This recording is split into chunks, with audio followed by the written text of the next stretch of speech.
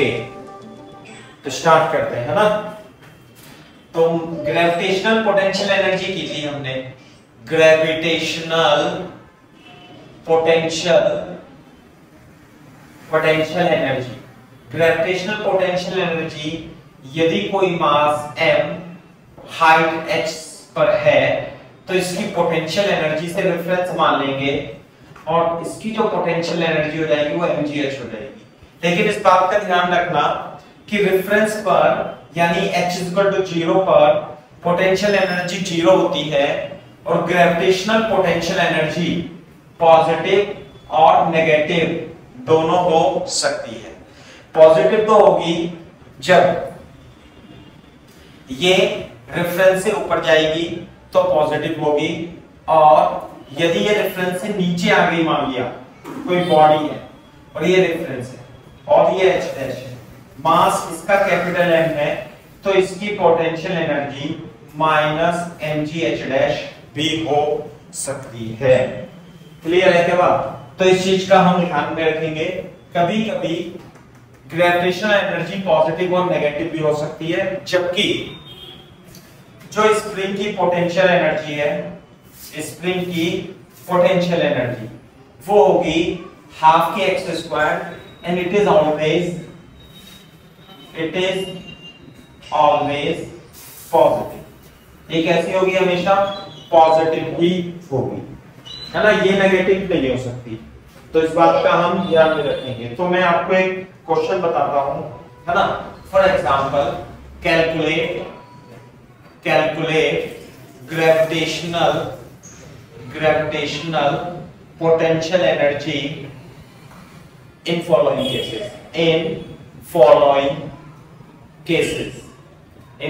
Cases. पहला है, मान लेते हैं एक रॉड है ना, ये रॉड है और यहां पर ये हिंज है और दिस इज द रेफरेंस। ये क्या है? आपका रेफरेंस है और ये रॉड है और इसकी लेंथ कितनी है? L, और इसका मास कितना है बेटा? ऐसे करके। क्लियर है क्या बात? दूसरा, एक तो केस बन गया है ना, ये रेफरेंस है, ऐसे ऐसे करके, है ना, ये रेफरेंस मान लेंगे। आपने इस रॉड को क्या करा? इस रॉड को थोड़ा सा टिल्ट कर दिया और ये एंगल हो गया थीटा। एंगल क्या हो गया?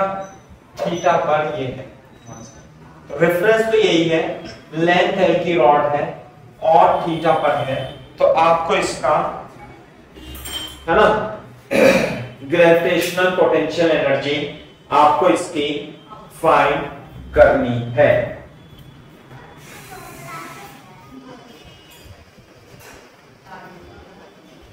ग्रेविटेशनल पोटेंशियल एनर्जी आपको फाइंड करनी है।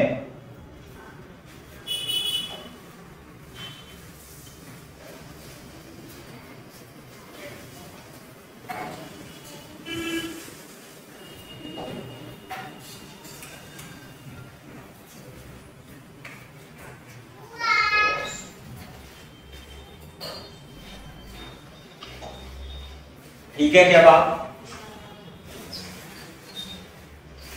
ग्रेविटेशनल पोटेंशियल एनर्जी अपने को फाइंड करनी, ठीक है भाई। तो देखो, पहला तो हम ऐसे लिख देते हैं, चलो मैं इसके नीचे ही लिख देता हूं सॉल्यूशन, कोई दिक्कत वाली बात नहीं है। जब आप इस रोड को ऐसे पकड़ोगे, है ना, ऐसे रखोगे, तो इसका जो सेंटर ऑफ मास है, सेंटर ऑफ मास इसका h/2 डिस्टेंस पर है। सारा का सारा मास कहां पर है? h/2 डिस्टेंस पर है ना। तो हम इसे सिमेट्रिक बॉडी को एक पॉइंट मास से रिप्लेस कर सकते हैं।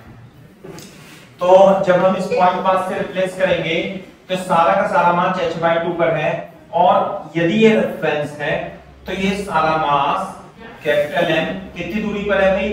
h/2 दूरी पर। तो इसकी पोटेंशियल एनर्जी जो हो जाएगी, U बोले या P बोले, वो हो जाएगी mgh/2 हो जाएगी। क्लियर है क्या बात? आप इसे इंटीग्रेशन की हेल्प से कैलकुलेट भी कर सकते हैं।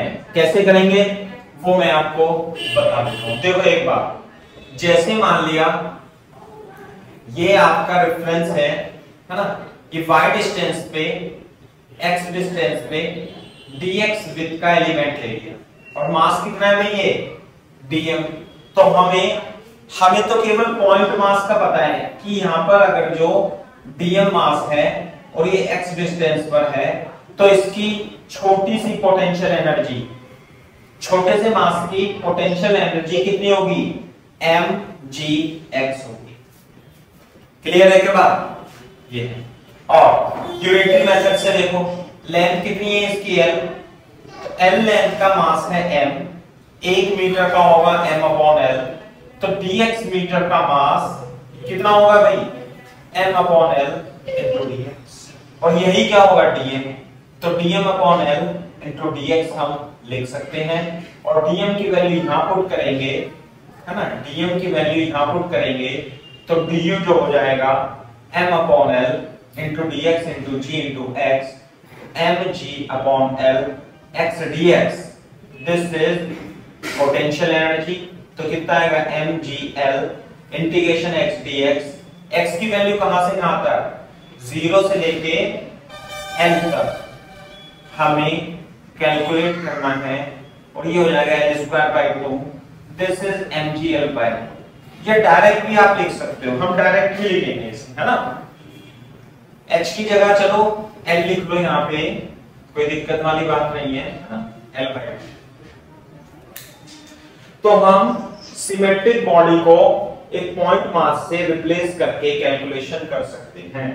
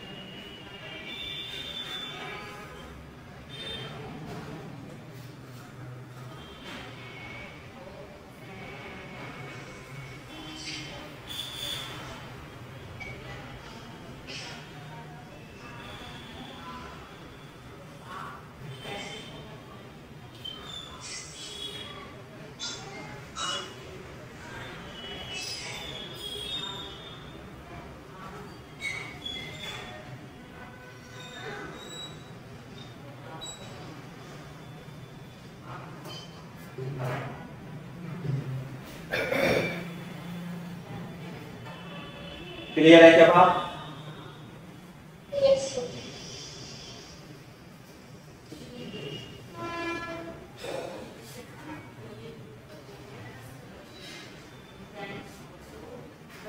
है ना, ये तो मतलब आपने इसे डायरेक्ट लिख दिया, इसे आप मेथड 1 लिख लेना और इसे आप मेथड 2 लिख लेना, आंसर दोनों का सेम ही आता है, वो तो आएगा ही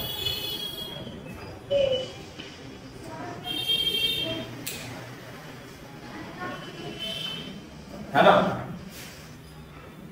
एक सेकंड ओके लास्ट का लिखना। हाँ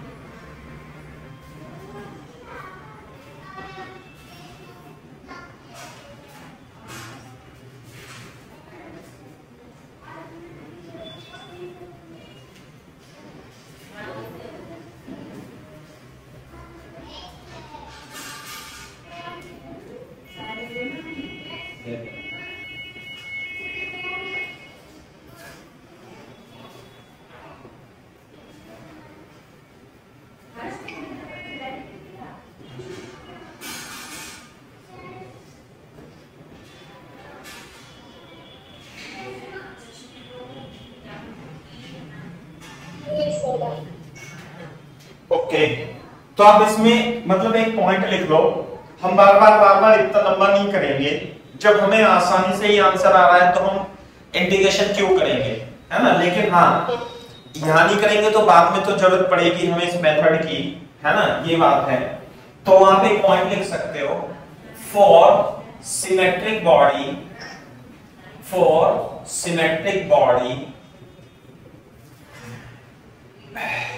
we can replace it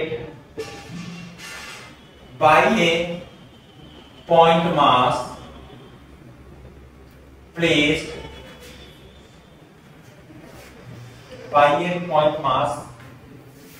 placed on its center of mass, है ना। हम क्या करेंगे, यदि सिस्टम में सिमेट्रिक बॉडी है तो उसे एक पॉइंट मास से रिप्लेस कर देंगे, जैसे हमने कर दिया, है ना। एंड कैलकुलेट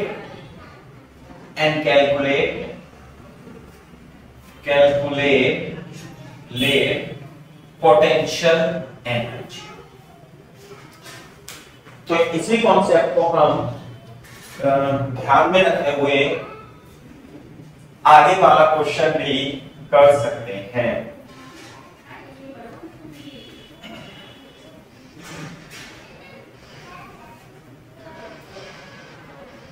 है ना भाई।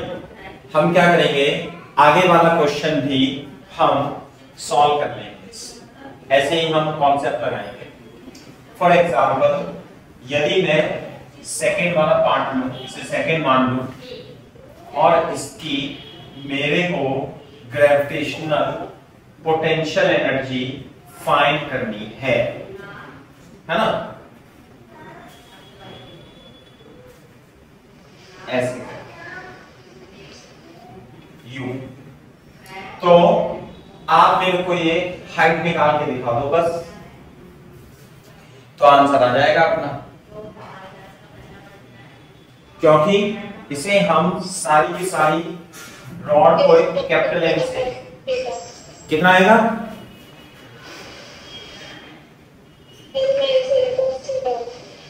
L minus L cos theta आएगा। क्या ये टोटल एल कितनी है भाई, से रेफरेंस मान लिया, ये हमारे पास टोटल तो L है, ये मान लिया थीटा है, और ये होगी L/2।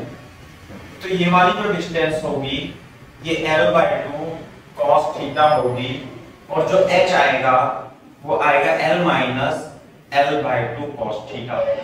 तो 1 minus cos थीटा/2 will be h। इसलिए ग्रेविटेशनल पोटेंशियल एनर्जी कितनी होगी भाई, mgh, mg L1 minus cos थीटा/2 answer आ जाएगा। क्लियर है क्या बात, है ना। तो यदि मैं इसे u फाइनल लिख लूं थोड़ी देर के लिए, यह u फाइनल, और इस वाली पोटेंशियल एनर्जी को जो हमने लिखा था ये इनिशियल लिख लूं, u इनिशियल, तो है ना।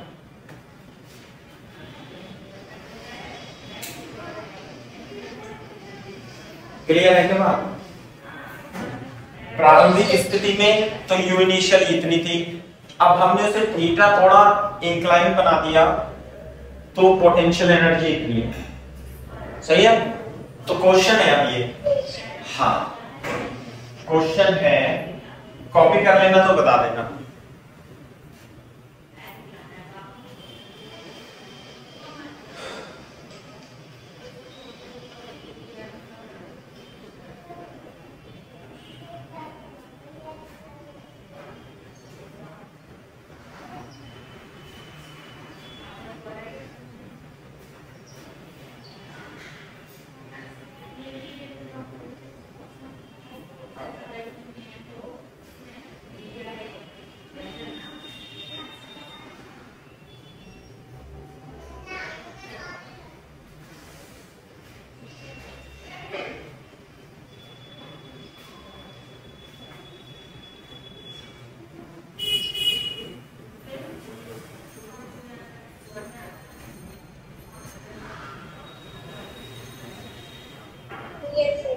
ठीक है। तो मैं आपको क्वेश्चन बता देता हूं, क्वेश्चन कैसा पूछा जाएगा कि फॉर एग्जांपल एक रॉड है ना, ये रॉड हिंज है, यहां पर इसके एंड में मान लिया 5 मीटर, मान लिया 2 मीटर की रॉड है और इसका मास 5 kg, ठीक है। तो find the work done, find the work done in rotating the rod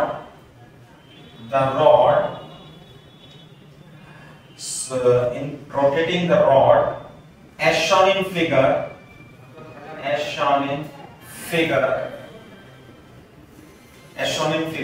slowly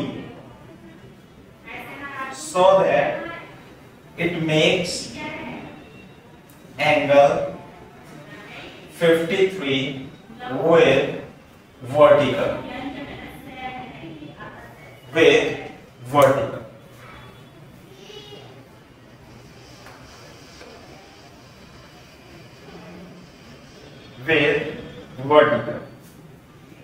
So that it makes angle, angle 53 with vertical.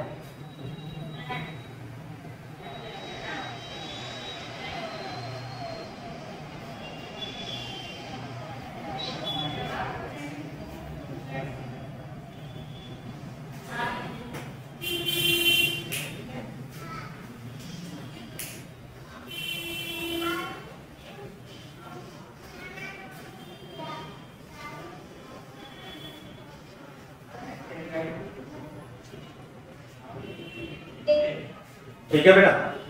तो कितना आंसर आएगा, वर्क एनर्जी थ्योरम लगा देंगे, है ना। Work energy theorem, total work is equal to K final minus K initial. Clear है क्या बात? तो इसमें तो एक्सटर्नल फोर्स है, तो कंजर्वेशन ऑफ, हाँ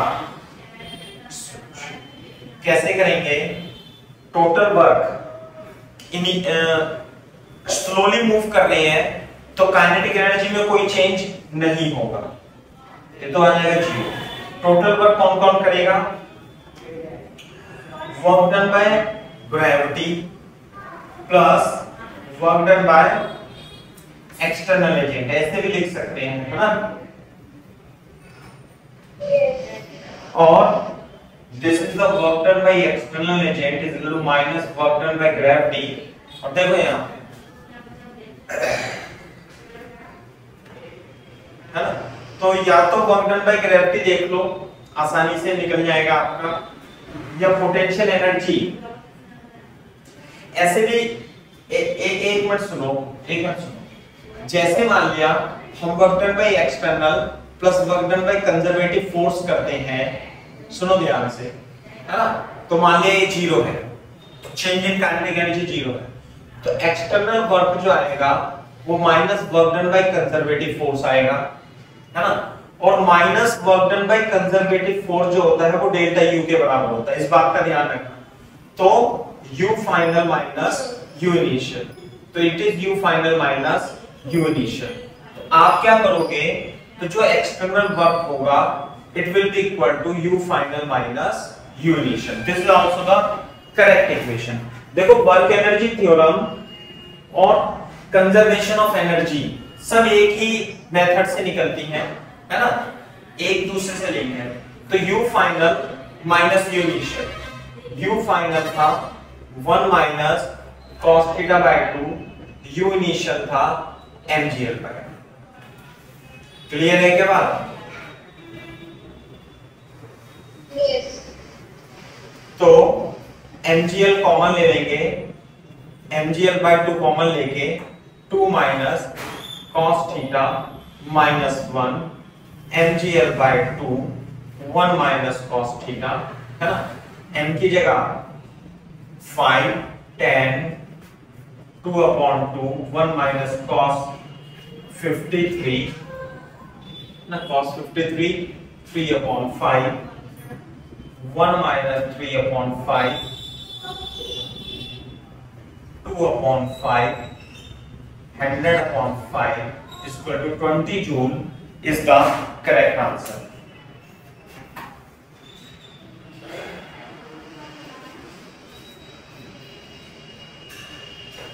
So in this way you can calculate the potential energy.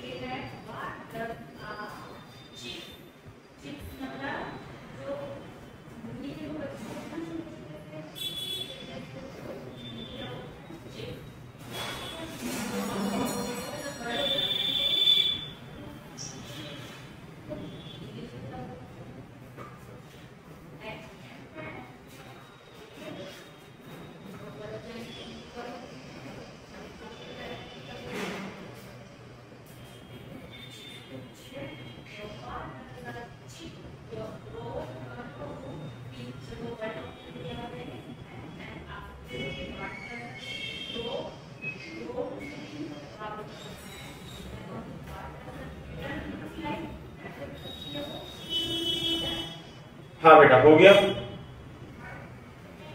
Yes, sir. ठीक है ना। अब देखो, अब एक क्वेश्चन है कि मान लेते हैं हमारे पास एक टेबल है, फ्रिक्शनलेस टेबल। कैसे? फ्रिक्शनलेस टेबल, फ्रिक्शनलेस टेबल है और हमारे पास एक चेन है, चेन ऐसे, और इस चेन की टोटल लेंथ कितनी है? चेन है, चेन का मास कितना है भाई? मास है कैपिटल एम और लेंथ है कैपिटल एम। क्लियर है क्या मैम? और इसका थोड़ा सा पोर्शन लटक रहा है। कितना पोर्शन लटक रहा है?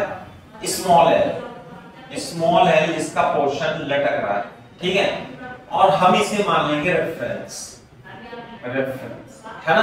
तो you have to find the potential energy of this chain with respect to this, है ना। A chain is hanging as shown in figure, shown in figure. Find its potential energy, gravitational potential energy with respect to given reference, with respect to given reference. इसकी potential energy आपको find करनी है।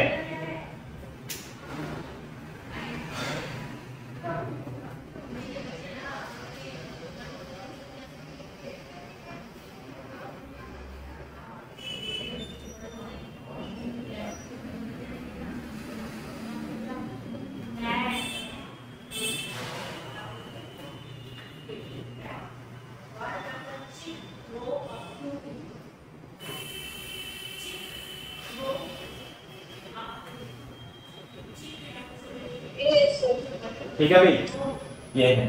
तो निकालेंगे हम इसकी gravitational potential energy, है ना।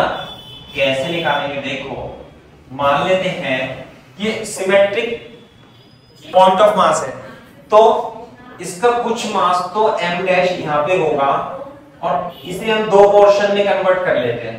एक पोर्शन तो इसका it is placed on the table, this the table, और यहां पे इसे मान लेते हैं m1 मान लेता हूं मैं, और जो दूसरा पोर्शन है ये, है ना, और इसका मास कितना मान लेता हूं मैं, m2 मान लेता हूं। क्लियर है के बाद, और ये हमारा रेफरेंस, ये हमारा रेफरेंस। तो अगर जो L है तो सिमेट्री से L/2 हो जाएगी। तो जो इनिशियल पोटेंशियल एनर्जी है सिस्टम की, एक तो m1 GH तो 0 हो जाएगा, साथ में इसका जो होगा बिलो रेफरेंस है तो माइनस m2 G L/2 हो जाएगा। क्लियर है के बाद, तो हमें केवल m2 की वैल्यू निकालनी है। m2 की वैल्यू हम यूनिटरी मेथड से निकाल सकते हैं। कैसे? लेंथ L का मास है m, 1 मीटर का मास हुआ m/L, और ये कितनी है भाई, ये कितनी लेंथ है, स्मॉल l, स्मॉल l का मास हुआ m/L इंटू L। तो जो m2 होगा वो m/L इंटू L होगा। तो initial potential energy minus m/L, this is capital L, small l G L/2 minus mgL² 2 capital L is the initial potential energy in this case.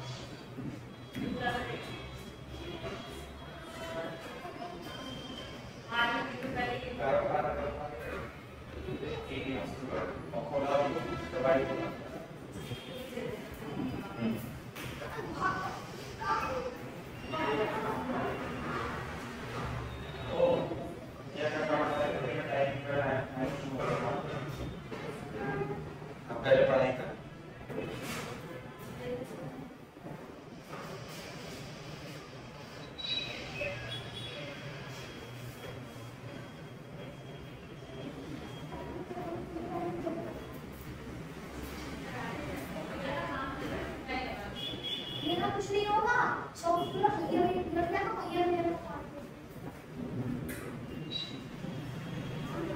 बहुत हो गया मेरे को है तो छोटा है। हां बताइए,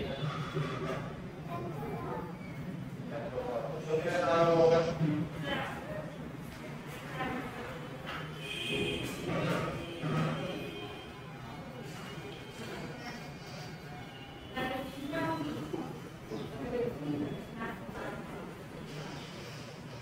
कर लिया बेटा कॉपी?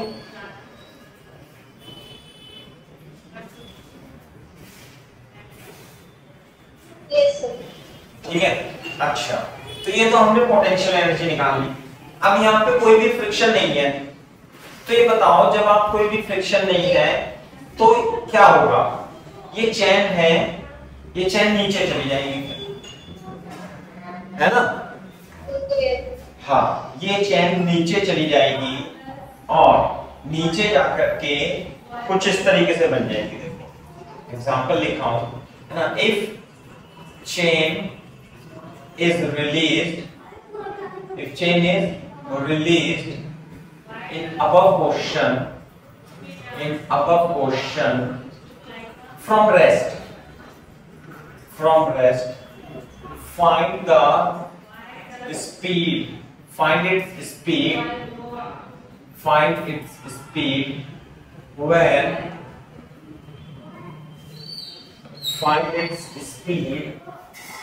when its end, ये वाला end it's and just leave the table. कैसे स्थिति में कि भाई ये यू नीचे नीचे आती हुई और ये फिर इस तरीके से बन जाएगी, है ना। ये नीचे आ रही होगी, धीरे धीरे नीचे उतरेगी, तो इस स्थिति में इसकी जो स्पीड होगी वो आपको बतानी।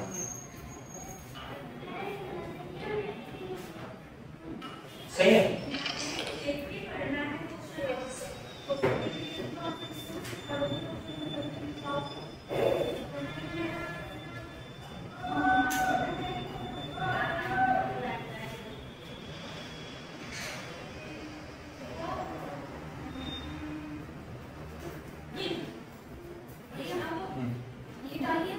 मैं डाल दूँ तो गर्म नहीं करता।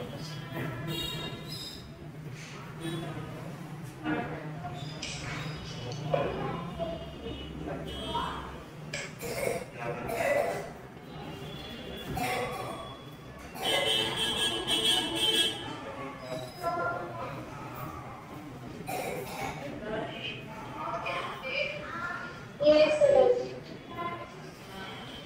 ओके, तो हाउ वुड यू फाइंड, है ना, decrease in the potential energy.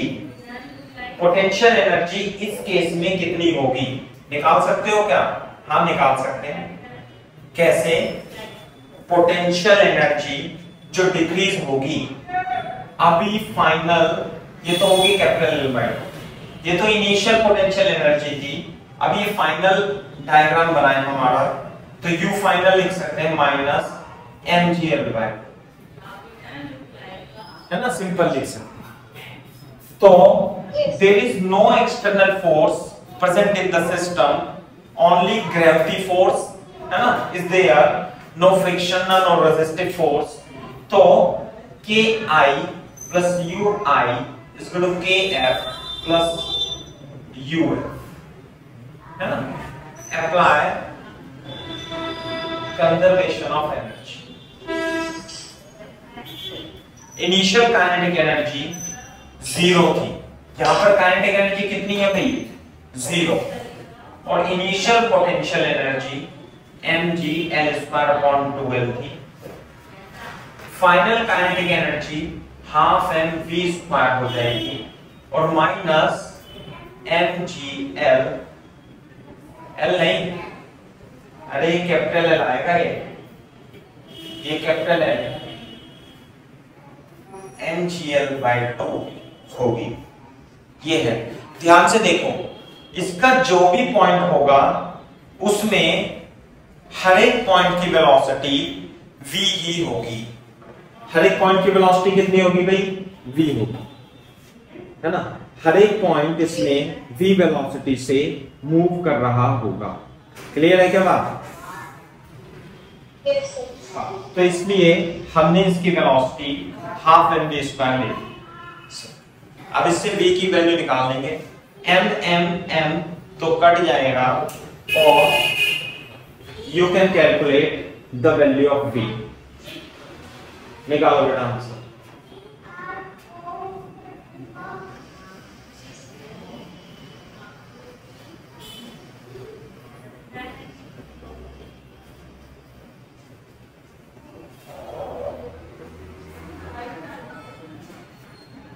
नहीं,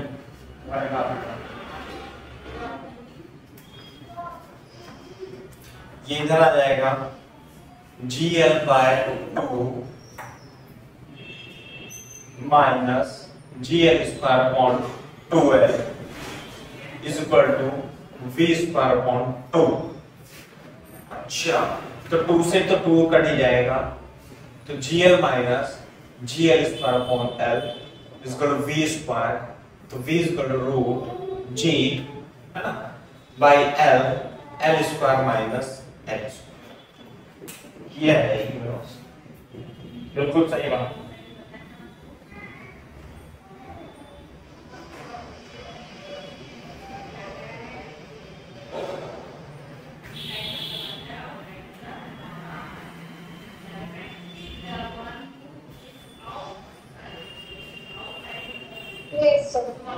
ऐसे, तो कंजर्वेशन ऑफ एनर्जी हम अप्लाई कर सकते हैं इसमें इस तरीके से।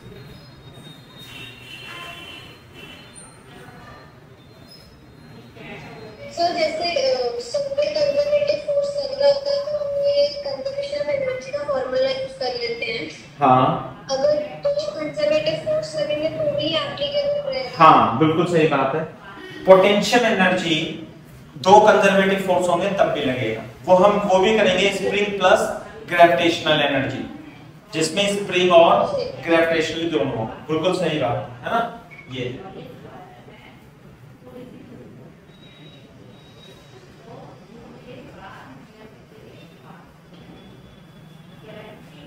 देखो ध्यान से, मैं आपको एक छोटा सा एग्जांपल ऐसे बताऊं। मान लेते हैं हमारे पास ये m है, ये मास m ऐसे m रखा हुआ है और ये हम यहाँ पे खड़े हुए हैं, ये पुली है यूं ऐसे करके और हम यहाँ पे खड़े, ये बोलो तो हम इसे खींचेंगे तो ये ऊपर जाएगा ऐसे करके, यूं ऊपर जाएगा।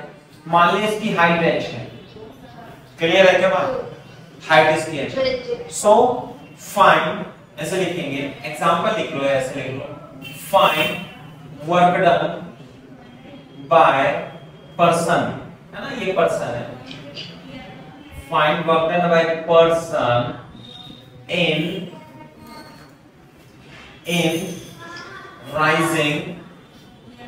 in rising the block up to pulley,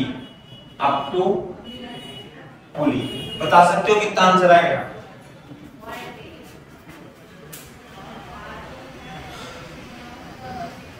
इसका हाथ क्या लगा?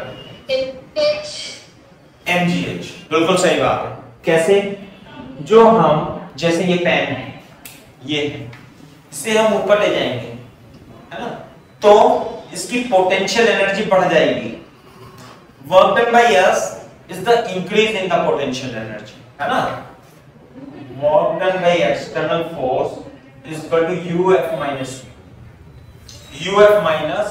UI, this is the work done. तो यदि मैं इसे रेफरेंस मान लूं ऐसे, तो इनिशियल U फाइनल कितनी हो जाएगी भाई? ये यहाँ पे, हाँ ये ब्लॉक है, यहाँ पे पहुंच जाएगा ना ऐसे करके, तो रस्सी तो यहाँ इकट्ठी हो जाएगी इधर, तो ये जो पहुंचेगा फाइनल में तो ये जाएगा H, तो mgh, और इनिशियल कितना था? U इनिशियल था 0 और U फाइनल था, तो what is the work done is equal to mgh is equal to change in potential energy.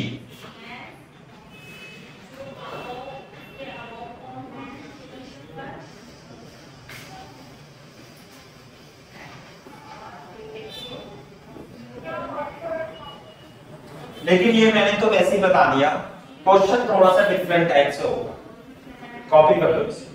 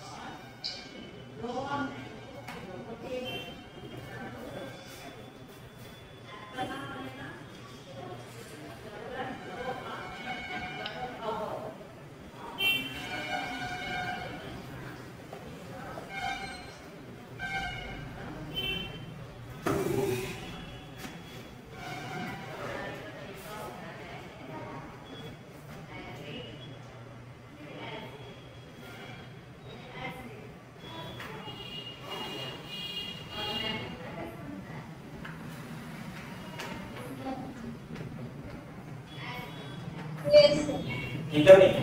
Question कैसे है? पिछला ही क्वेश्चन है। मान लेते हैं हमारे पास ये चेन है ना, ये चेन है और इसकी लेंथ तो L है, चेन सेम है, मास m, लेंथ l है और स्मॉल लेंथ l हैंगिंग है और आप इससे आप यहां खड़े हो आप, तो यहां पे आपने रस्सी बांध रखी, इसे खींचना है ऐसे करके, है ना। तो find work done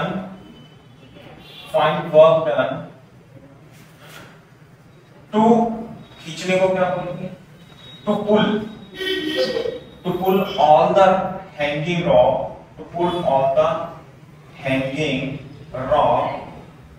as shown in figure.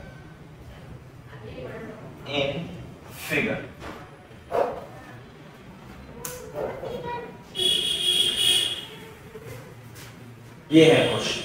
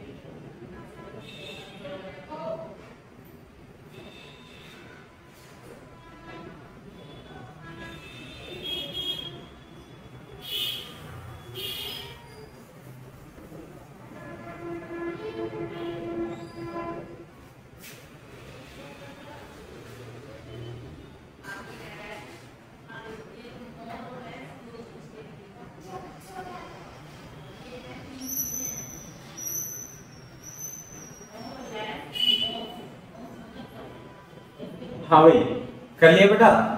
तो देखो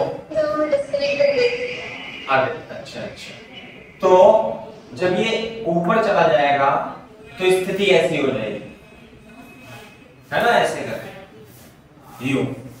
तो what is the external work is equal to u final minus u initial. Clear है क्या बात?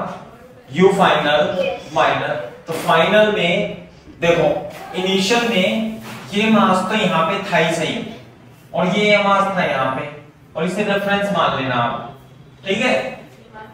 तो इनिशियल पोटेंशियल एनर्जी जो थी इस केस में लिख लेना कितनी थी, m2gL/2 थी, है ना। और अब फाइनल पोटेंशियल एनर्जी कितनी हो गई, 0। सारा का सारा मास यहाँ पे क्या आ गया, यहाँ पे आ गया सारा मास, सेंटर ऑफ मास यहाँ है तो रेफरेंस तो ये है। तो u फाइनल कितनी हो गई, 0। तो u फाइनल कितनी हुई, 0 और u इनिशियल कितनी है, माइनस m2gl। बस ये वर्क करना पड़ेगा हमें, m2gl/2 और m2 कितना होगा, m/l into l। तो m/l g/2 into l mg l²/2l is the external work। जितना हम इसे खींचने में वर्क करेंगे उतनी पोटेंशियल एनर्जी इंक्रीज हो जाएगी, है ना। पोटेंशियल एनर्जी क्या हो रही है, इंक्रीज हो रही है।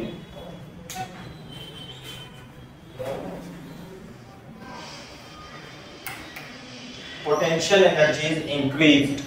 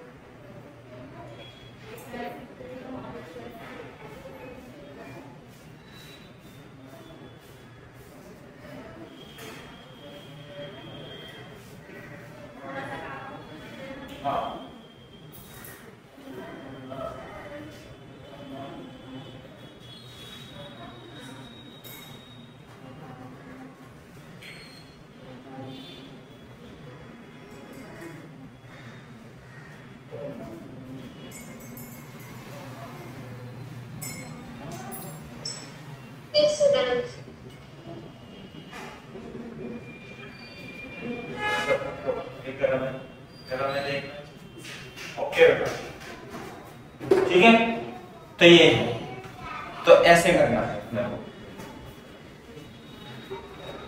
तो दिस द बाउंड्री, ठीक है, ये रहा। अब देखो, जैसे मान लिया ये चैन है, ये चैन है ना, ये चैन ऐसे लटकी हुई है, मान लिया लटकी हुई है, और इसकी लेंथ L है, कैपिटल L मान लिया, और इसका मास है। तो यदि मैं इसे रेफरेंस मानूं तो आप क्या इसकी पोटेंशियल एनर्जी लिख सकते हो? हाँ लिख सकते हैं। कितनी हो जाएगी ऊंचाई इसकी? हो जाएगी L/2, तो mgL/2 हो जाएगी, तो कोई दिक्कत ही नहीं है। लेकिन अब की बार क्या है कि ये तो मतलब ऐसी है, ये स्फेरिकल हेमिस्फेरिकल सरफेस है ना, ये इसका सेंटर है, और इस पर चैन ऐसे रखी हुई है, ऐसे है ना। तो चेन जो है ये है चेन, और इसका मास कितना है? कैपिटल M, और लेंथ कितनी है? बस ऐसी है, और इसकी रेडियस दे रखी है आप, तो ऐसे करके हम इसे मान लेंगे, ये हमारा रेफरेंस हो जाएगा। तो you have to find potential energy of the chain as shown in figure, as shown in figure। Radius r की सर्कुलर सरफेस पर है ना एक चेन रखी हुई है, इसका मास m है। You have to find the potential energy of the chain।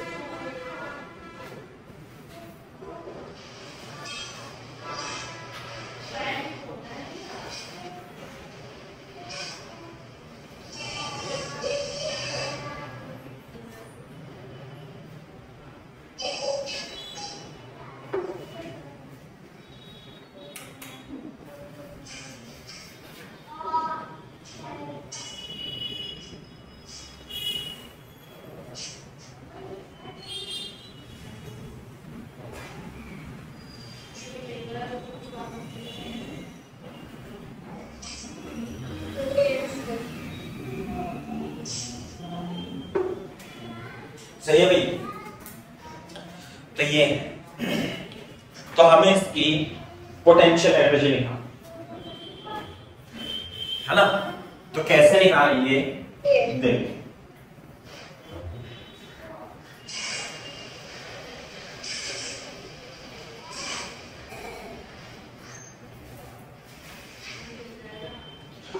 हाँ भाई देखो, ये तो इसे एज इट इज लिखा रहने देना, आप यहां से देखो, ये इधर से लिख देता हूं, आप अपने हिसाब से लिख लेना ऐसे, है ना। ये मान लिया हमारे पास चेन, क्लियर है क्या बात? इसे मान लें, चलो इसे एक्स एक्सिस या वाई एक्सिस जो भी मानो, आप क्या करोगे कि आप इधर से देखो, तो जो यहां से लेना थीटा एंगल पर, वर्टिकल से थीटा एंगल पर डी थीटा स्मॉल एलिमेंट है ना, स्मॉल एलिमेंट मास कंसीडर कर लेना। कितना है मास? ये dm। तो हम पूरी चेन की तो नहीं लिख सकते पोटेंशियल एनर्जी, लेकिन छोटे से एलिमेंट की छोटी सी पोटेंशियल एनर्जी तो लिख सकते हैं। तो dm मास है ना, तो ये हाइट बता सकते हैं h कितनी आएगी?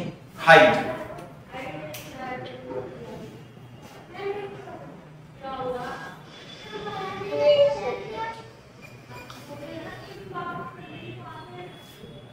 बनाओ, कितनी आएगी हाइट?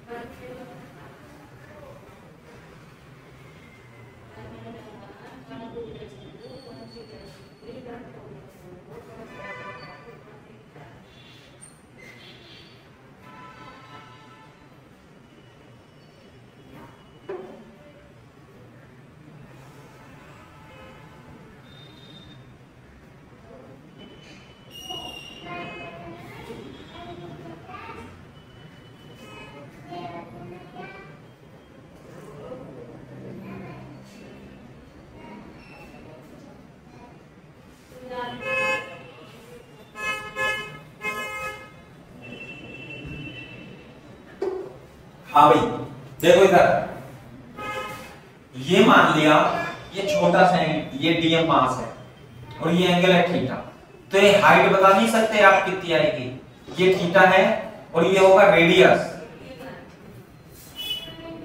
और ये हो जाएगा r cos थीटा। क्लियर है क्या बात, है ना? तो ये रेडियस हो जाएगी r और ये डिस्टेंस हो जाएगी r cos थीटा। तो छोटे से एलिमेंट की छोटी सी पोटेंशियल एनर्जी कितनी होगी भाई, mgh, यदि आप इसे रेफरेंस मानते हो, ठीक है, mgh इतनी होगी।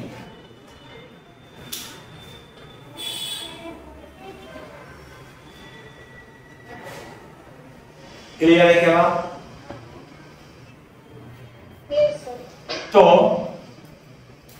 h पहले m देखो, ये लेंथ कितनी है भाई, चेन की length pi r, length chain की पाई आर है ना, ये रेडियस आर है क्योंकि, है ना? तो पाई आर का मास कितना है m, तो 1 मीटर का मास होगा m अपॉन पाई आर। तो ये जो dm है ना, एक मिनट यहां देखते हैं, आप मैं समझा देता हूं मैं यहां पे, ये क्या था, ये मास था अपना, तो इसे मान लिया एंगल डी थीटा और ये डिस्टेंस कितनी हो जाएगी dx। क्लियर है क्या बात? तो ये dm मास आप यहां पे लिख लेना dx और इसमें रिलेशन आएगा angle is equal to arc upon radius. बात समझ में आ रही है नहीं?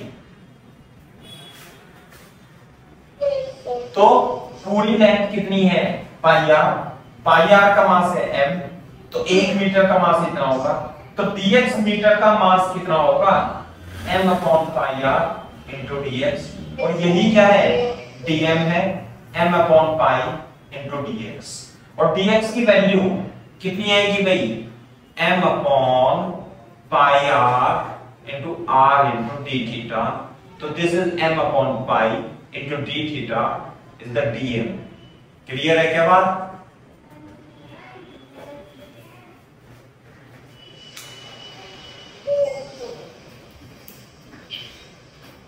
dm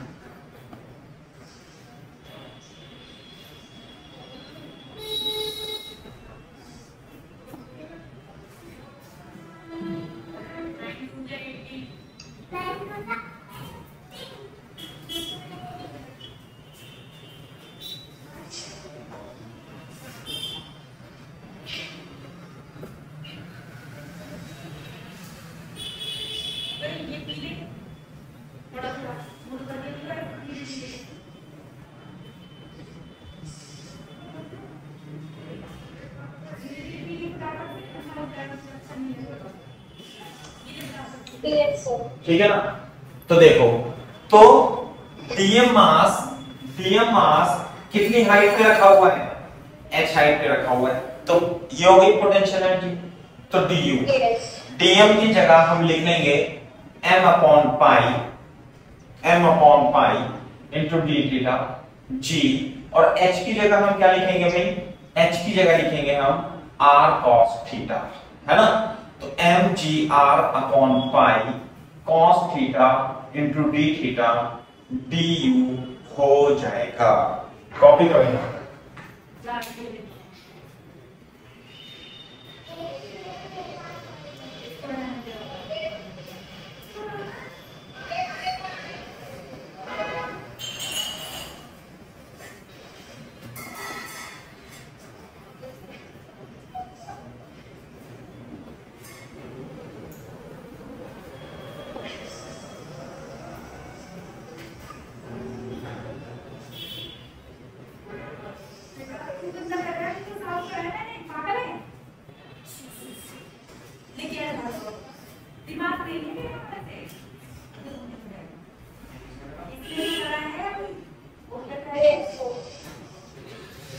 ठीक है ना।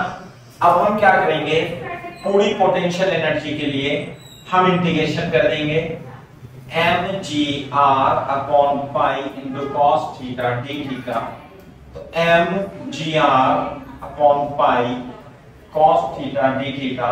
हाँ, अब बात आती है कि ये जो थीटा है, हमने तो इस डीएम की मास निकाला है, लेकिन ये डीएम मास कहां पर है भाई? यहां पर भी है, यहां भी है, यहां भी है, यहां भी है, यहां भी है, यहां भी है और यहां भी है।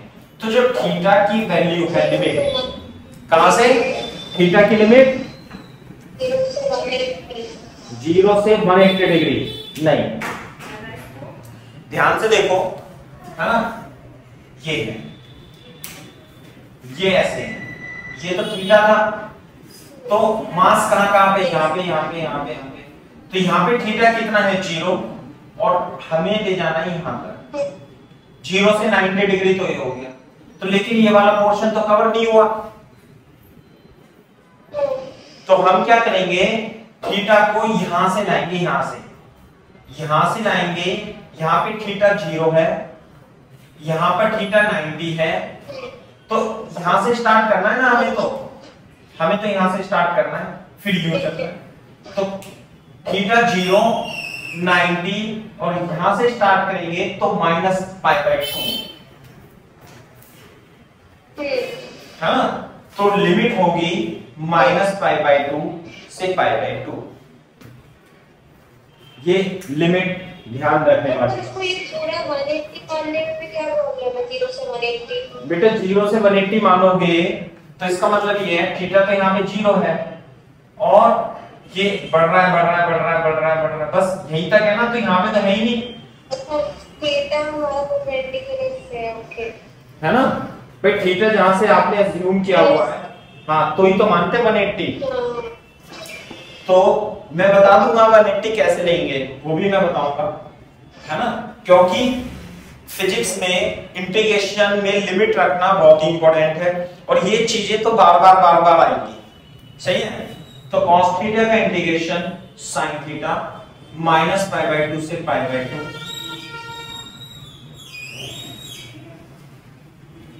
π/2 माइनस π/2, कैलकुलेट करो इसे।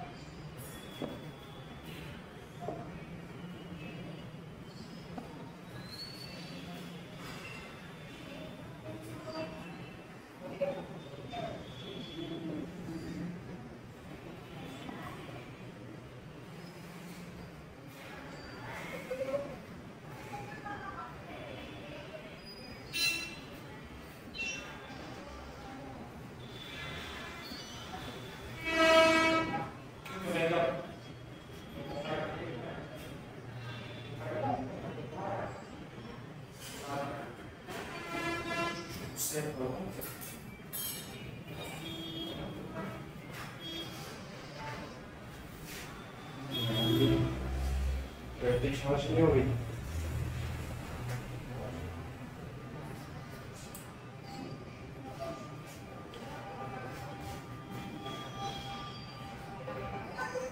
एक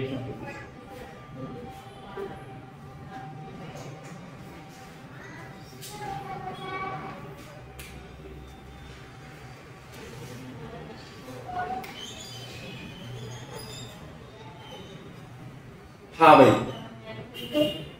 कर लिया बेटा, कितना आना है आंसर बताओ। हाँ तो π/2 1 माइनस माइनस 1 ऐसे रख देंगे ना, तो 2mgr अपॉन पाई आ जाएगा। So this is the potential energy of this chain, 2mgr upon pi आ जाएगा।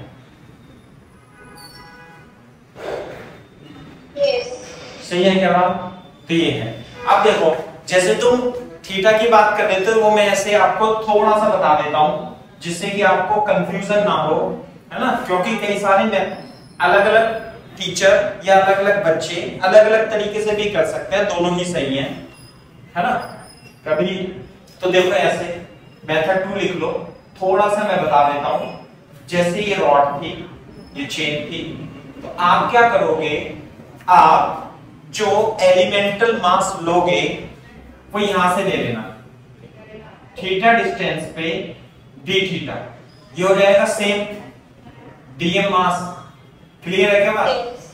तो अब की बार ये एंगल होगा थीटा, तो हाइट जो होगी h, ये कितना हो जाएगा, h होगी अब की बार r sin थीटा, और du जो होगा dm g h, और dm की जगह सेम m अपॉन पाई d theta g r sin theta आएगा। अब हम इसे इंटीग्रेट कर देंगे, तो ये mgr upon pi sin theta into D theta आएगा। अब ध्यान से देखो, अब हमने थीटा लिया है इससे, ये रहा, तो ये मास कहां से स्टार्ट होता है, यहां से, फिर ऐसे गया, फिर ऐसे गया, फिर ऐसे डीएम मास, फिर डीएम मास, फिर डीएम मास, फिर डीएम मास, फिर डीएम मास, फिर यहां। तो यानी थीटा को कैसे वेरी कर, ऐसे से लेकर यहां तक है, तो 0 से 180 हो जाएगा। अब आगे बात समझ में, 0 से 180 हो जाएगा, mgr upon pi minus cos theta 0 to 180 mgr upon pi minus cos 180 minus cos 0, है ना। आंसर आएगा 2 mgr अपॉन पाई। मैंने पूरा ही सॉल्व कर दिया। तो आप इस तरीके से भी आप इसे कर सकते हो, लिमिट है ना, ये दूसरा तरीका आप इसे बोल सकते हो।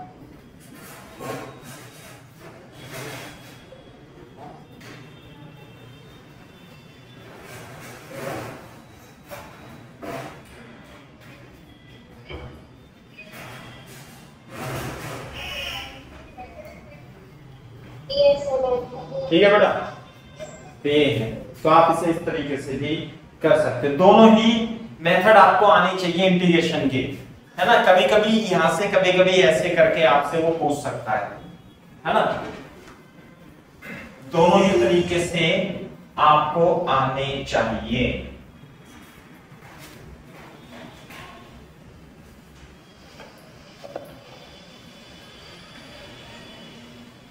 पोटेंशियल एनर्जी सही है। तो मैं थोड़ा सा और चेंज कर देता हूं इसमें क्वेश्चन को।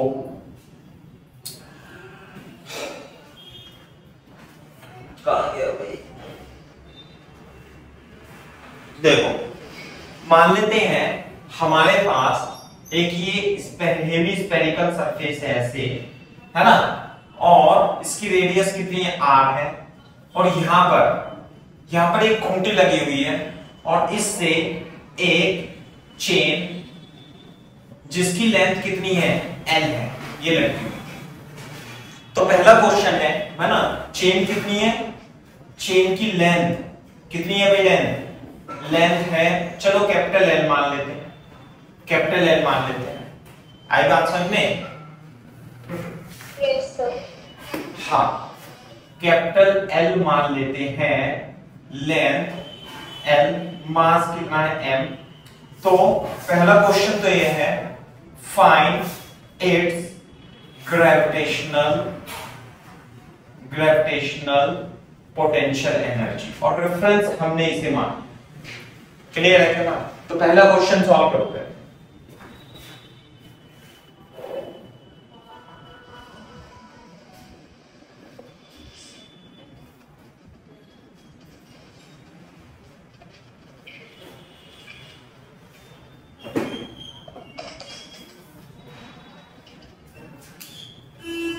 तो तरीका तो वही है, देखो, है ना, कि आप क्या मानोगे, आप ये मानोगे कि ये चेन ऐसे रखी हुई है यूं करके, है ना, ऐसे करके, और आप यहां से थीटा एंगल पर डी थीटा का एलिमेंट ले लेना, ये थीटा एंगल हो गया डी थीटा, और dm मास हो गया, और ये डिस्टेंस कितनी रहेगी dx, ऐसे। क्लियर है क्या बात? तो सिमिलरली सेम मेथड से करना है, ये हो जाएगी h, तो भाई du कितनी हो जाएगी dmgh, dm, m कैसे लिखेंगे, m कैसे लिखेंगे आप बताओ, dm, तो l का मास है m, 1 का मास हुआ m अपॉन l, dx का मास होगा m upon l into dx, तो dm m upon l into dx ही होता है, और h की जगह क्या लिख देंगे हम, r cos थीटा। तो देखो m upon l into dx is equal to g into r cos theta, है ना, लेकिन dx को हम क्या लिख सकते हैं, लिख सकते हैं r d थीटा। तो m upon l r d theta g r cos theta, ये हो जाएगा m g r square upon l cos theta into d theta, है ना। दोबारा से हमने एक बार प्रैक्टिस से कर ली।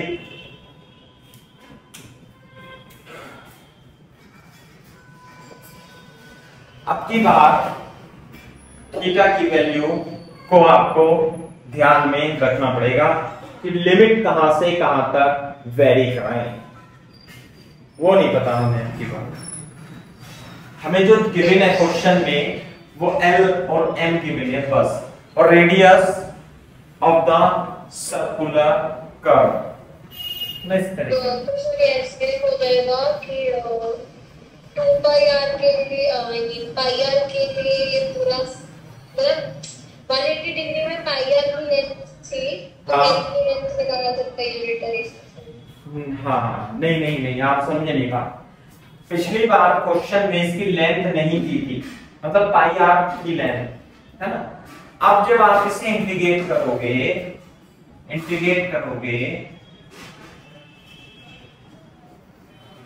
cos थीटा d थीटा, तो मैं ये कह रहा हूं कि इसकी लिमिट, थीटा की लिमिट कहां से कहां तक रखोगे। तो लोअर लिमिट तो आप बता दोगे कि 0 होगा, और अपर लिमिट कहां से, ये जो है कहां से कहां तक है, तो 0 से स्टार्ट होगा, ऐसे चलेगा ऐसे चलेगा, इसे मान लेंगे हम थीटा नॉट, और थीटा नॉट करने वाले तरीके से नहीं कर सकते क्या, जब लेंथ 2 पाई r थी पूरी, तो थीटा 180 डिग्री था, और लेंथ l है तो हो जाएगा। नहीं, ये वो क्वेश्चन ही नहीं है। उसमें तो पूरी रोड थी उसका मास m था। अब इसमें इतनी चेन है, पहले तो पूरी चेन का मास m था, अब की बात, इतनी सी चेन का मास m है। आई बात समझ में? Yes sir. है ना? तो ये जो थीटा नोड आएगा, ये थीटा, ये सेंटर पे कितना एंगल बना रहा है? थीटा नोड ऐसे, तो theta naught angle equal to L upon R। तो थीटा, इनिशियल थीटा तो 0 होगा, फाइनल थीटा थीटा नोड होगा, और थीटा नोड कितना होगा? L upon R। तो आ जाएगा इनिशियल पोटेंशियल एनर्जी कितनी हो जाएगी? mg/r²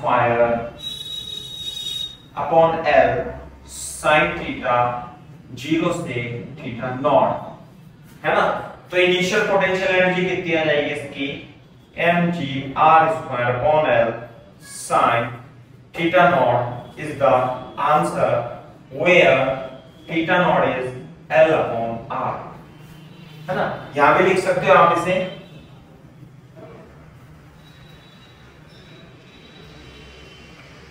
sin L upon R, ये लगे।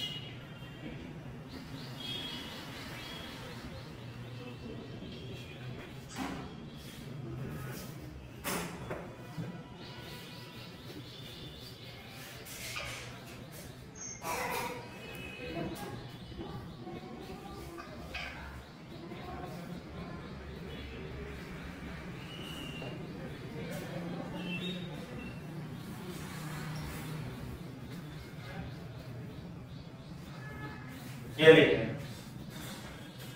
this is the initial potential energy of the chain।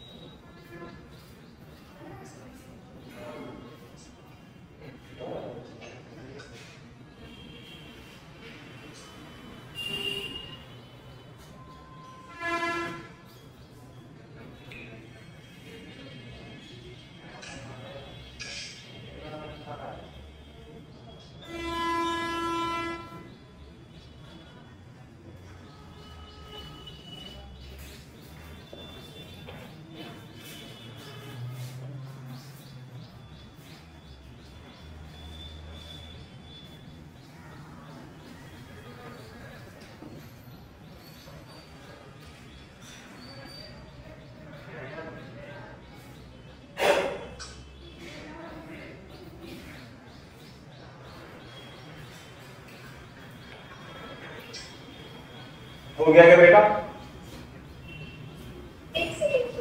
Okay,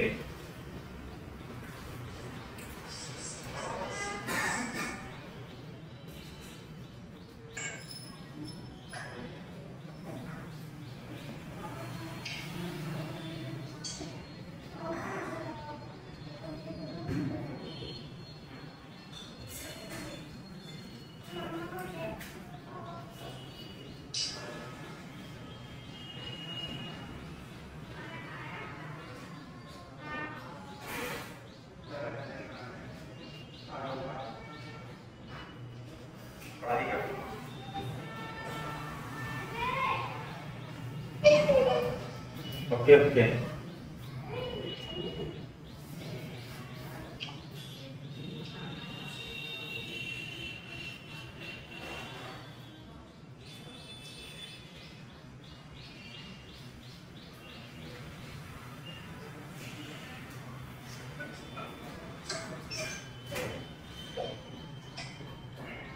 ये समझ गया। ठीक है।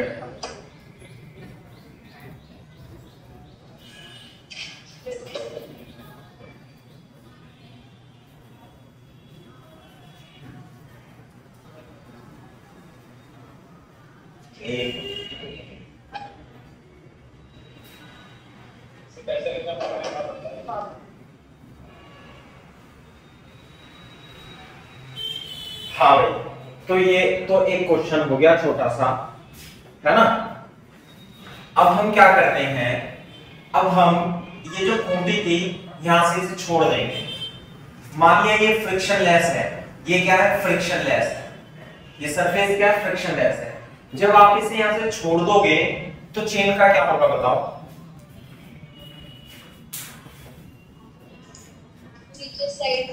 नीचे स्लाइड करेगी ऐसे करके।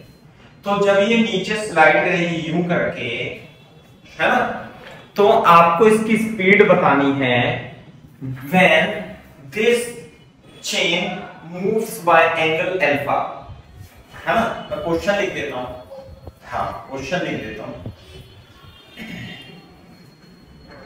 ये देखो, in above question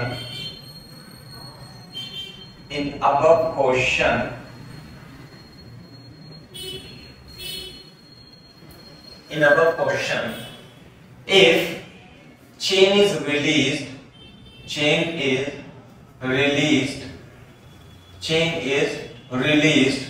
from rest, find its speed when it moves on circular surface by angle alpha। जब ये चेन, है ना, कितना मूव कर जाती है, मैं चित्र भी बना देता हूं। वैसे तो उसने अंग्रेजी में लिख दिया, लेकिन आपको चित्र भी बनाना है तो बना सकते हो। कितना मूव कर गई भाई ये अल्फा। जब ये यहां पे आ जाएगी तो आपको इसकी स्पीड बतानी। क्वेश्चन क्लियर है? Yes sir.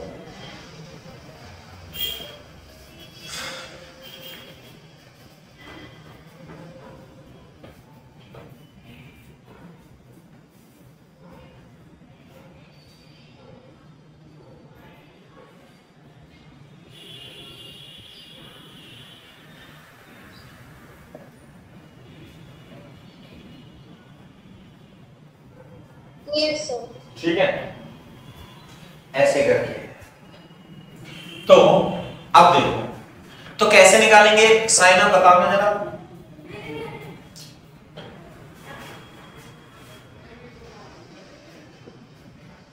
सर वही काइनेटिक एनर्जी और इनिशियल और potential energy, initial is final kinetic. Yes yes. तो काइनेटिक एनर्जी तो हाफ एम वी स्क्वायर हो जाएगा। फाइनल पोटेंशियल एनर्जी निकालनी है, तो इनिशियल पोटेंशियल एनर्जी तो सिस्टम की यही थी, है ना। इनिशियल पोटेंशियल एनर्जी तो ये थी। फाइनल निकालने के लिए हाँ फिर से हम ये सेम सिस्टम करेंगे।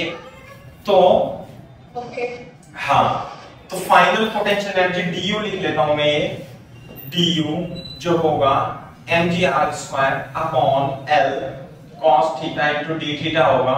अब हम इंटीग्रेट करेंगे u फाइनल। इस स्थिति में ये क्या फाइनल पोजीशन है ना, और ये एंगल कितना होगा, थीटा नॉट, है ना। तो u final integration of du l integration of cos theta d theta.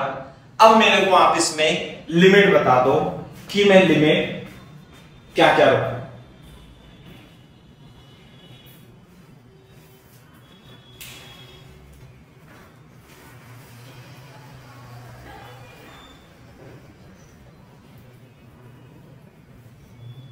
Final 12 होगी। कितना लिमिट के लोअर लिमिट कितनी होगी, वही नहीं पता चलेगा। देखो इधर देखो, ये है final position, final snapshot of the system. Yes. तो जब ये रॉप यहां आ जाएगी तो अपन जो क्या करेंगे, अपन तो ऐसे लेंगे, ये तो हो जाएगा थीटा नॉट, अपन लेंगे यहां से, देखो ऐसे करके ये लेंगे थीटा, और ये वाला एंगल कितना लेंगे dx, और ये हो जाएगा dm, और ये एंगल क्या हो जाएगा d थीटा। सही है ना? और फिर सब ये लगा के ये सब आ जाएगा। तो dm मास कहां से स्टार्ट हो रहा है?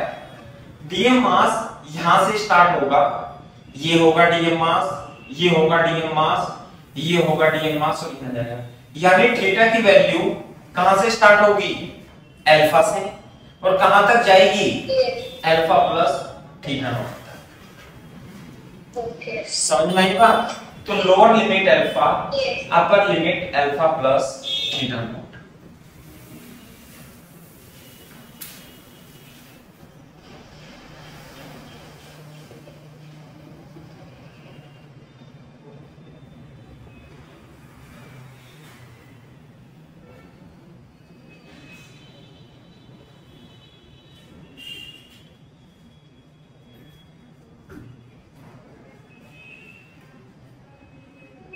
Yes.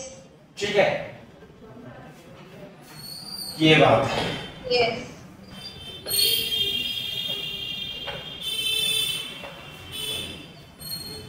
तो ऐसे करना है, क्लियर है बात? तो ये हो गया बस। तो अब तो सॉल्व कर लेंगे हम। u फाइनल mgr²/l, ये आ जाएगा साइन थीटा अल्फा से alpha upon theta naught. Clear है?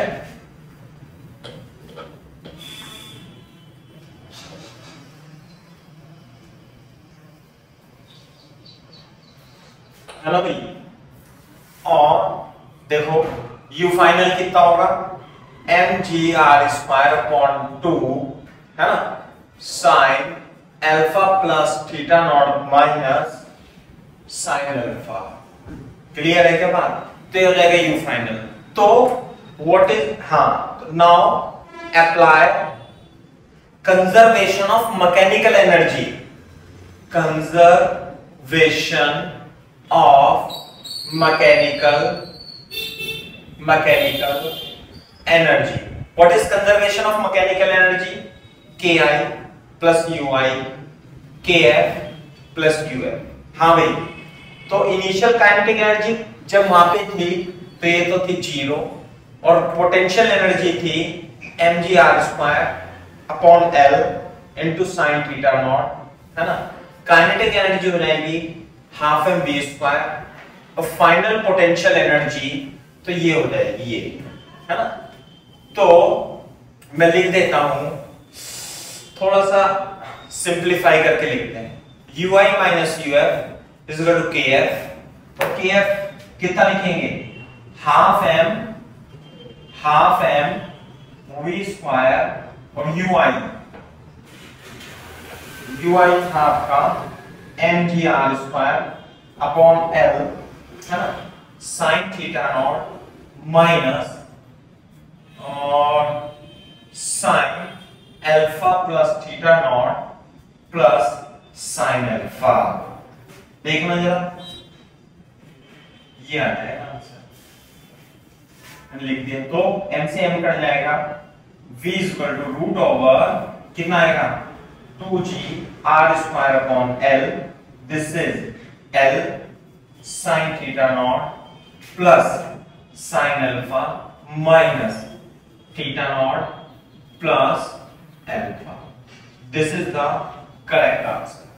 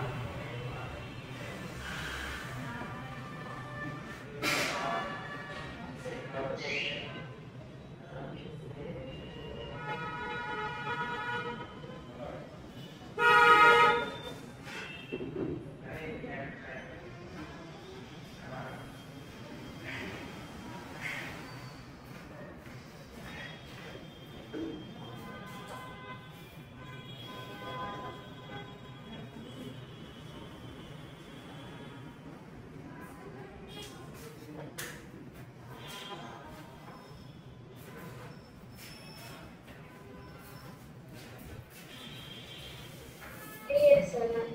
ठीक है, मेरे ख्याल से समझ में आना चाहिए इंटीग्रेशन का कॉन्सेप्ट। क्यों? यस। हाँ, ये बात। एक क्वेश्चन और करते हैं अपन, ऐसा ही, मतलब ऐसा नहीं है, थोड़ा डिफरेंट है ना? तो ये स्पीड,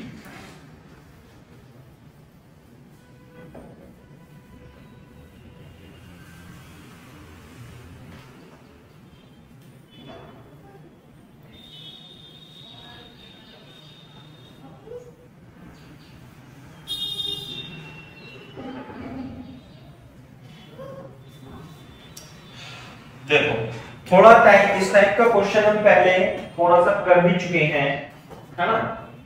लेकिन अब हम इसे कंजर्वेशन ऑफ मैकेनिकल एनर्जी के कॉन्सेप्ट से करेंगे। फॉर एग्जांपल मान लेते हैं हमारे पास ये एक स्प्रिंग है, ऐसे करके, यहां स्प्रिंग है ऐसे करके लगी हुई है, और यहां पर एक ये यहां पे फिक्स है, और इससे h दूरी पर, इससे h ऊंचाई पर क्या है हमारे पास, ये है, सही है। And this system is, if ऐसे लिखेंगे, if block is released from rest as shown in figure, as shown in figure. Find first the speed of the block, the speed of the block, speed of the block at the instant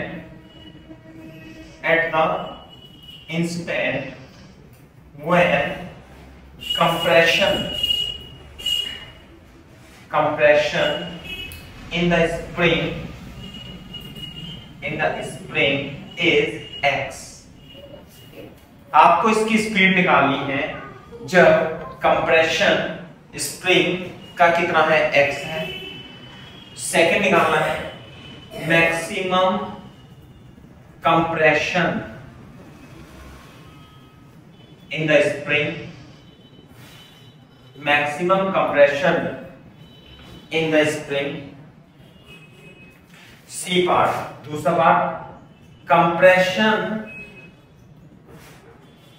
in the spring in equilibrium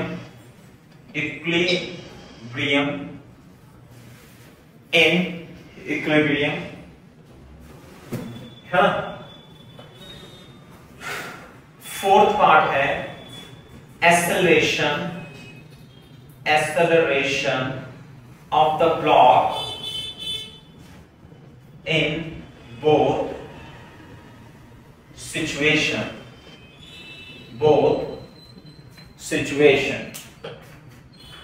acceleration of the block in both situations।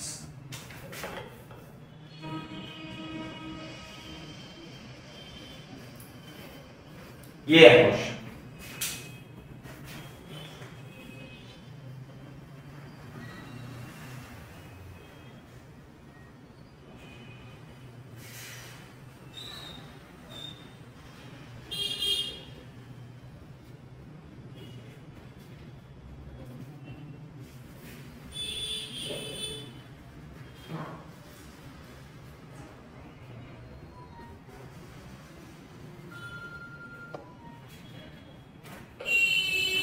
Hello, मैं तो खैर पढ़ा रहा हूँ अभी। हाँ, मैं ये पूछ रहा था क्या नाम सीन का क्या सिचुएशन चल रही है, कितने रुपए लगे? चल ठीक है, जितने रुपए लगे। फिर आगे को आप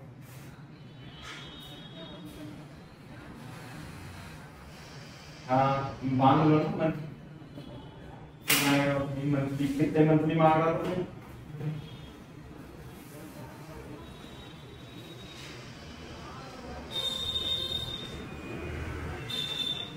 सब क्या नहीं है, सब जगह ही है। हाँ बहुत ज्यादा उसने ही भेजा होगा, एलन वेलन ने नहीं भेजा होगा, पता है तेरे को? अरे वो वैसे बोल रहा होगा, मैं बता रहा हूँ।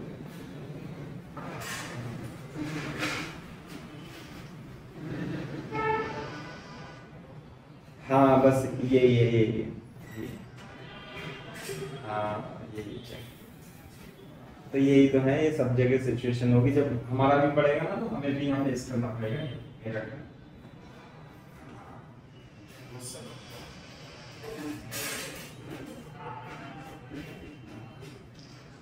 बस चल ठीक है ना, आपने बात करी ना बस, और क्या। हाँ भाई हो गया बेटा। हाँ तो देखो इसमें कैसे करेंगे हम, है ना, जब ये कंप्रेस हो जाएगा, है ना, इस स्थिति में हो जाएगा, मैं बता देता हूं, कंप्रेशन इसमें x है, तो कंप्रेस होकर के ऐसे हो जाएगा, ये मास गिर जाएगा, यहां पे था, अब इसमें इस सिचुएशन से इसमें आ गई, ये है ना, ये पे तो ऐसे का ऐसे करके यूं, है ना, तो x कंप्रेशन हो गया इसमें, तो ये तो h पहले ही था, तो हम क्या लगा देंगे, conservation of mechanical energy, conservation of mechanical energy, क्या, ki plus dy is equal to kf plus du। आई बात समझ में?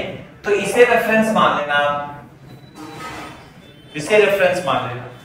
तो देखो हमें क्या निकालना है, स्पीड निकालनी है, तो यहां पर इसकी स्पीड v आ गई होगी, तो इनिशियल जो स्पीड थी इसकी कितनी थी, 0, तो काइनेटिक एनर्जी इनिशियल होगी 0, और इनिशियल पोटेंशियल एनर्जी केवल ग्रेविटेशनल पोटेंशियल एनर्जी थी, है ना, और वो कितनी थी, mg h plus x,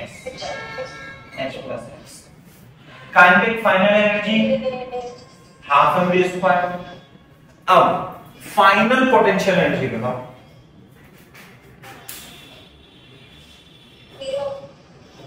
potential energy अब स्प्रिंग में भी है बेटा, पोटेंशियल एनर्जी अब स्प्रिंग में भी है ना, आपको ऐसा लिखना चाहिए था यहाँ पे, ये तो 0 हो गई, हाँ ये तो ग्रेविटी की प्लस 0 स्प्रिंग की, हाफ एम वी स्क्वायर 0 किसकी, ग्रेविटी की, प्लस हाफ की एक्स स्क्वायर, है ना, स्प्रिंग, ऐसे लिख लो है ना, दोनों का हम कंसीडर करेंगे जैसे आप बोल रहे थे, तो mg x equal to half M V square plus half K X square, ये इधर जाएगा तो 2mg h plus X minus K X square equal to M V square, है ना, तो जो b होगा वो root upon 2gx minus K X square upon m, इसका आंसर आ जाएगा। क्लियर है क्या बात?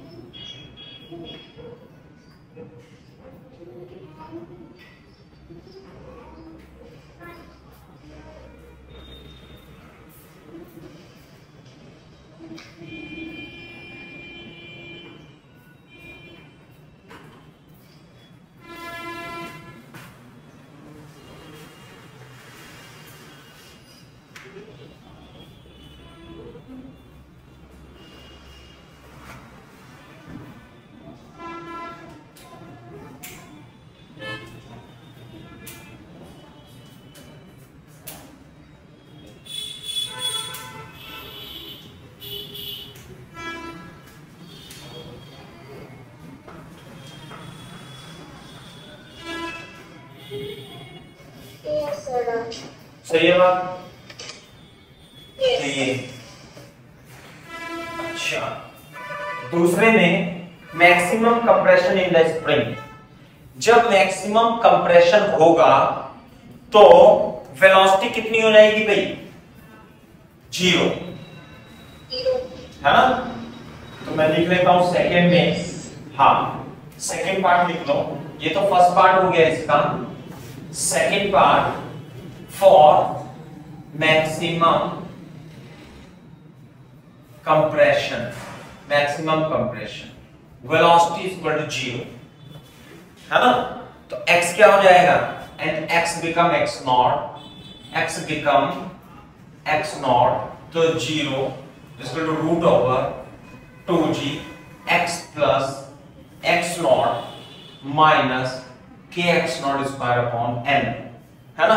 तो x नॉट निकल जाएगा इससे, ठीक आ जाएगा 2g h plus x not is equal to, ऐसे लिख देंगे k x naught square upon m minus 2g h plus x naught, ये आएगा k x naught square minus 2mgh plus 2mg x not is equal to 0, x naught square minus 2mg upon k x naught 2mg h upon k is equal to 0.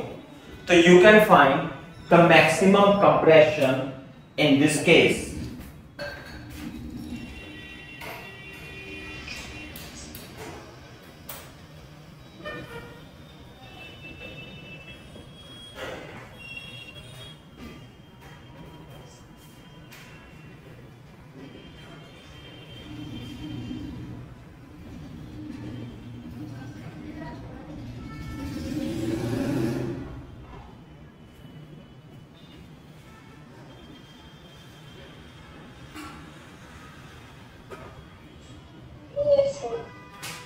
सही है? तो यहां से maximum compression निकाल लेंगे हम। तो ये तो क्वाड्रेटिक इक्वेशन बनेगी, तो क्वाड्रेटिक इक्वेशन को हम सॉल्व कर लेंगे। कैसे? x बराबर minus b plus minus root b square minus 4ac upon 2ac। सही है? तो इसे हम लिख सकते हैं minus b upon 2a plus minus root b square minus 4ac upon 2a। Clear है क्या बात? तो देखो, तो जो x नॉट आएगा, है ना, तो minus b upon 2 into a plus minus root b square minus 4 into a into c upon 2 into a। यार Yes.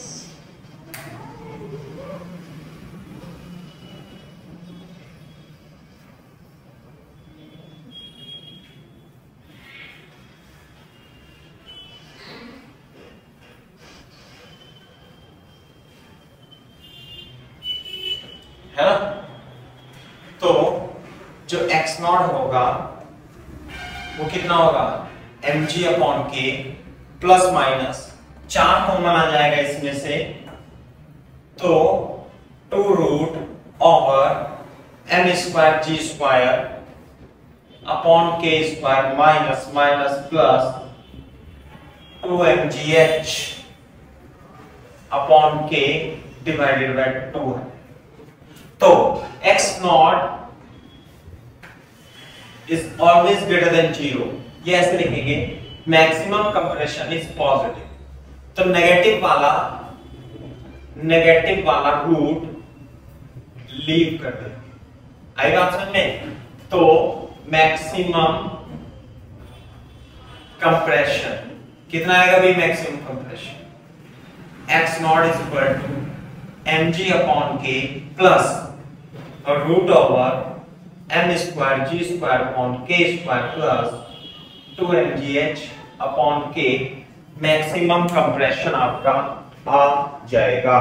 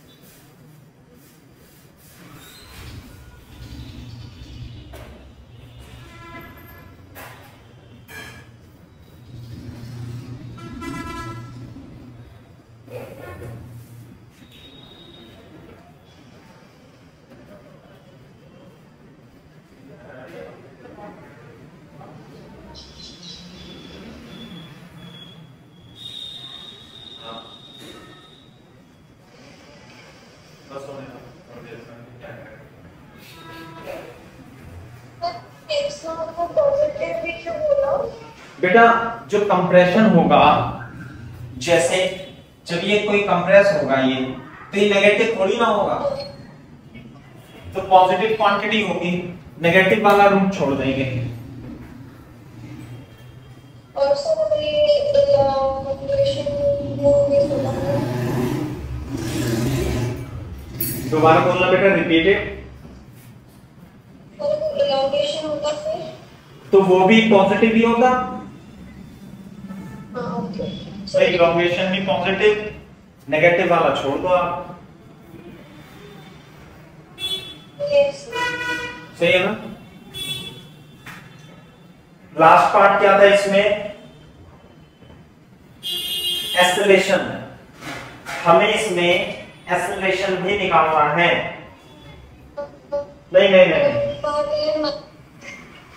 सी पार्ट था इसमें इक्विलिब्रियम। इक्विलिब्रियम में एट इक्विलिब्रियम कंडीशन क्या बनेगी भाई, kx और नीचे mg, ऐसे ही तो होगा वो। तो इक्विलिब्रियम का मतलब होता है नेट फोर्स 0, तो kx is equal to mg। तो जो कंप्रेशन होगा इस केस में वो mg अपॉन k होगा।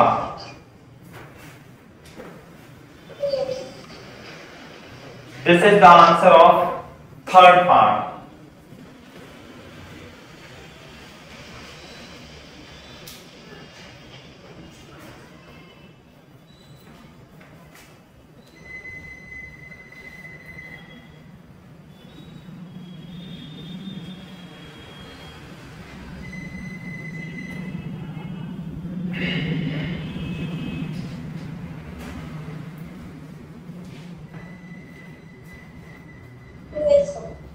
सही बात ये है। अब एक लास्ट पार्ट और रह जाता है इसमें, फोर्थ का।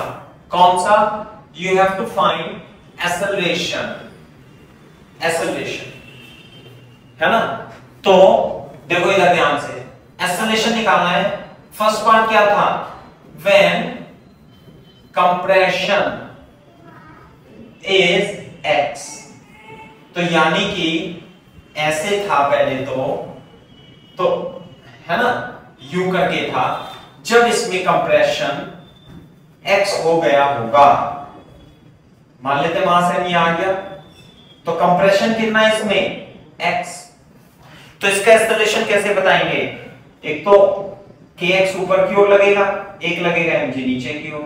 हाँ भाई, तो एक्सेलरेशन तो यही होगा, तो कितना आएगा f net is equal to ma।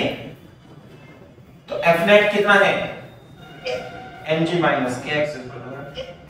Acceleration जो होगा mg minus kx upon m, g minus kx upon m acceleration हो जाएगा इस केस में।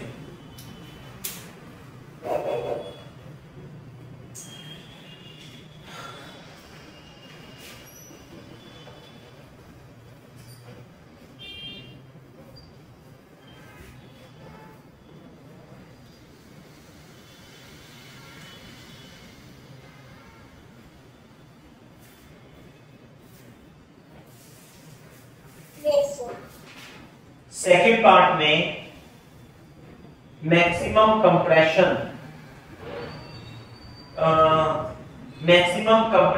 की स्थिति में आपको एक्सेलरेशन निकालना है, नहीं?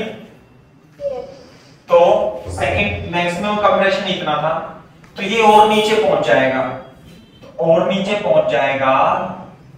तो इसमें कंप्रेशन कितना हो गया x नॉट, तो फोर्स कितना लगेगा, एक तो mg नीचे और एक kx नॉट ऊपर। तो एक्सेलरेशन अब की बार इसमें हो जाएगा a डैश ऊपर की ओर। क्यों, देखो ध्यान से, यदि आप f net निकालोगे इस पे kx नॉट की वैल्यू कितनी आएगी भाई, kx नॉट की वैल्यू आएगी mg root over m square g square plus 2mgh k, ये आएगा kx नॉट।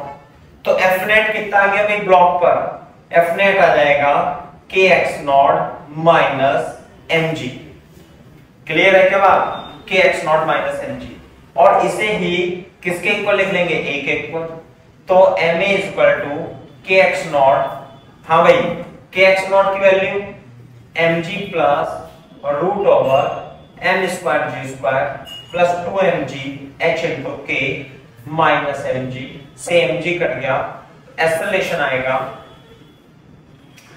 m कॉमन ले लो, m square G square 2mgh into K divided by m। तो ये हो जाएगा एक्सेलरेशन दूसरे केस में, व्हेन कंप्रेशन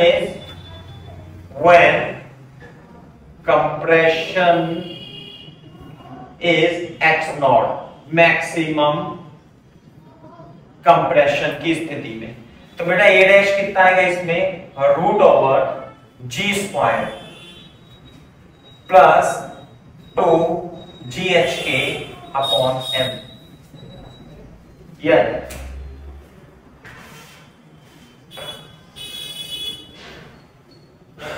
ये हो जाएगा सेकेंड पार्ट में एक्सेलरेशन।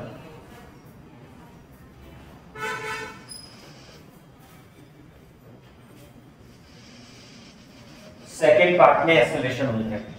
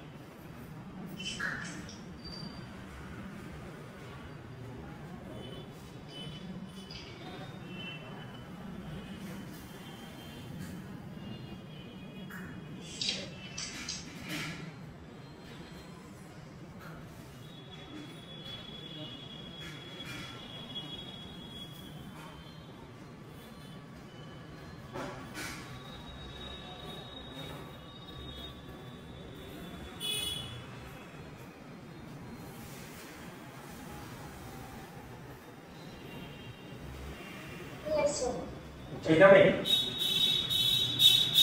तो ये है। हाँ भाई, थर्ड पार्ट में क्या था? थर्ड पार्ट में when compression is in equilibrium, equilibrium है ना। तो x की वैल्यू क्या थी? mg अपॉन के। इस केस में mg और kx दोनों बराबर होंगे, दोनों बराबर होंगे। एफ नेट क्या होगा? 0। तो इसमें एक्सेलरेशन कितना जाएगा? इसमें 0। बट इस केस में भी तो एक्सेलरेशन बताना है ना।